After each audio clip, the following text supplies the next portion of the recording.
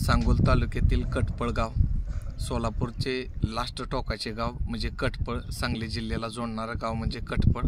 या कटपळ गावाविषयी मी माहिती देण्यासाठी मी सचिनराव यादव सर्वांना मनपूर्वक जय जिजाऊ. मित्रांनो, ह्या गावाशी संबंध ही जे आला तर कारण असं आहे की ह्या गावाच्या उंच टेकावरती एक बिरोबाचं देवस्थान आहे आणि ह्या देवस्थानाच्या दर्शनासाठी मी गेले 1994 सालापासून ह्या दर्शनासाठी येत असतो. मित्रांनो, ह्या गावामध्ये तुरळक प्रमाणात वाहतूक व्यवस्था होते आणि गाड्या येत होत्या. समोर ते गाव आहे बघा, साधारणपणे 1.5 ते 2 किलोमीटर अंतरावरचं हे गाव आहे. दाट लोकसंख्या दिसते, घर हे टावर 2 दिसतात, ते गाव आहे मित्रांनो. आणि तिथून इथं आम्ही चालत येत होतो. चालत येत असताना कुठलीही पाण्याची व्यवस्था नसायची मित्रांनो. आणि तिथून चालत येत असताना कुठेतरी एक मेंढराचा कळप आणि एक कुत्रे दिसायचे मित्रांनो. तो जो माणूस असायचा त्या माणसाच्या अंगावरती एक शाल असायची आणि एक छोटंसं बनेल असायचं आणि साधारणपणे हाफ पॅन्टी असायच्या, फुलबी पॅन्टी नसायच्या, हाफ पॅन्टी असायच्या. आणि लोक असे जास्त डार्क कृष्णवर्गी म्हणजे काळा कलरचे दिसायचे आणि ते सुद्धा कमरेला लाचकान हे असायचं. म्हणजे काट्यांचं साम्राज्य अतिशय मोठ्या प्रमाणात होतं, चप्पल व्यवस्था नसायची. आम्ही तिथून ह्या देवाचं दर्शन घेण्यासाठी यायचो. इथं सुद्धा ह्या ठिकाणी सुद्धा पाण्याची व्यवस्था 2 रांजण असायचं, त्यात कधी पाणी असायचं कधी नसायचं आणि घाम्या घुम व्हायचं.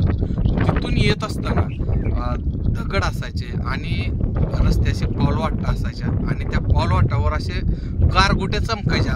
उन्हाचं येत होत असायचं, ते गारगोटे डोळ्यांना त्रास देत होते आणि अशी शेती येड्या बाबळी चिळाळ मोठ्या प्रमाणात असायचं. म्हणजे अतिशय महाग असल्या भागात की लोक उदरनिर्वाह पोटाचे आपले निर्वाह करण्यासाठी मुंबई वसई विरार इथं माती कामासाठी जायचे मित्रांनो.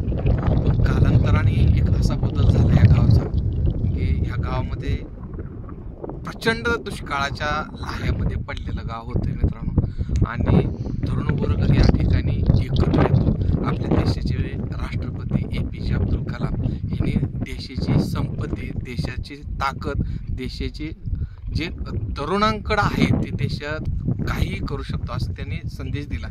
त्याच टायमाला या गावाच्या लोकांनी संदेश दिला आणि आपल्या गावामध्ये जे पाणी आहे वेस्टेज हा डोंगराळ भाग आहे आणि ह्या गावाला तिन्ही साईडनं फॉरेस्ट डिपार्टमेंटची जमीन आहे आणि पूर्ण डोंगराळ भाग आहे मित्रांनो.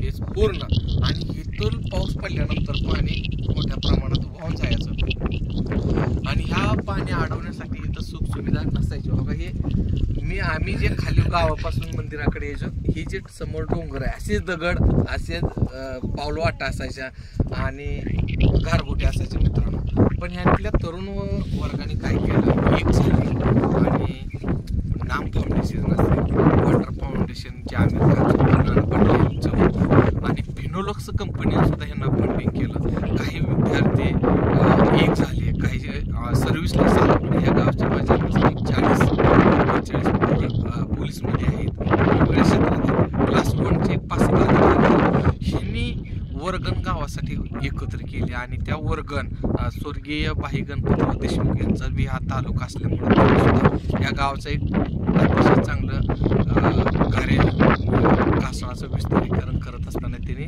त्या कार्याची वाढ देण्यासाठी त्यांनी निधी उपलब्ध करून दिला. झालं काय की या गावामध्ये त्याच्या बंधाऱ्यावरती 7 ते 8 छोटे छोटे बंधारे बांधले आणि पाणी जाग्याला थांबवल्यामुळं लोकांच्या विहिरीला बोरला त्याचं प्रक्युलेशन झालं आणि पाणी मोठ्या प्रमाणात असल्यामुळं यांनी तरकारी ह्या पिकाकडं त्यांचं लक्ष टार्गेट केलं. आणि वाहतूक व्यवस्था इथली बरीचशीच वाहन आहेत मित्रांनो. वाहतूक व्यवस्था असल्यामुळं त्यांनी या सिमला मिरची असेल, कोबी असेल, कलंगड आणि खरबूज हा मोठ्या प्रमाणात या भागात केलं जातं. आणि हे जे टर्नओव्हर मित्रांनो साधारणपणे अंदाजे 200 कोटीचा ह्या गावचा टर्नओव्हर होतो नाही का तरकारीचा. त्याच्यामुळं कृषी दुकानं आले, त्याच्यात जे लागणार साहित्याची दुकानं इथं उपलब्ध झाली आणि प्रत्येकाच्या शेतापर्यंत ह्या गावच्या शेतकऱ्याची लाईट सुविधा उपलब्ध झाली. त्याच्यामुळं पंपाच्या साहाय्याने शेतीला पाणी दिलं आणि गावातील येणाऱ्या शेजारचे गाव आहेत त्याला प्रत्येक रस्ता हा डांबरीकरण झाला. म्हणजे सांगायचं तात्पर्य की ज्या वेळेला पाणी आलं त्याच्यावर ही गावाचा विकास झाला. 200 कोटीचा टर्नओव्हर होतो. साधारणपणे 600 ते 700 महिला बाहेरच्या गावच्या ह्या गावामध्ये वर्षभर काम करत असतात. एवढा रोजगार झाला. एवढंच काय की ह्या गावामध्ये 2 बँका उभा केलीत. एक bank of India national bank आणि ॲक्सिस बँकेची बिल्डिंग उभा आहे. तर इथं एवढा अर्थव्यवस्था चालायला लागली की स्वतः इथं बँका उभा राहिल्या. जे मोठ्या गावाच्या ठिकाणी तालुक्याच्या ठिकाणी बँका असतात ते नॅशनल बँके या ठिकाणी आलेल्या. आणि प्रत्येक पोराला इथं रोजगार दिल्यामुळं, माणसाला रोजगार दिल्यामुळं मुंबईला वसई विरारला जे माती कामासाठी जाणाऱ्यांची संख्या घटली मित्रांनो. का तर इथं रोजगार झाला. मुंबईला जे इथला लोंढा जाणार होता तो ठप्प झालेला. आता फक्त जे पूर्वी जे गेले स्थायिक झाले तेच आहेत. पण नवीन वर्ग आता जाण्याचा फार कमी झालेला आहे. कारण का वाहनं आहेत या गावाला. पेट्रोल पंप बी झाला मित्रांनो. दुसरी गोष्ट दूध संकलन केंद्र आहे. दुधाचाही व्यवसाय अतिशय मोठ्या प्रमाणात चालतो. आणि 1885 साली राणी व्हिक्टोरिया राणीने एक जुना तलाव ह्या ठिकाणी बांधला आणि कालव्यानं. पण त्याचं महत्व पाईपलाईन नसल्यामुळं झालं. आणि दुसरी गोष्ट ह्या गावाला फिनोलक्स कंपनी जी पाईप आहे त्या पाईपवाल्याने बी ह्या गावाला चांगला निधी उपलब्ध करून दिला. आणि आज स्वयं इथले लोक अतिशय आनंदात सुखी जीवन जगतात. आणि अजून एक सांगायचं राहिलं की इथं कुपी असायच्या. म्हणजे गवताच्या पेंड्या ही बांधून अशी घरं असायची.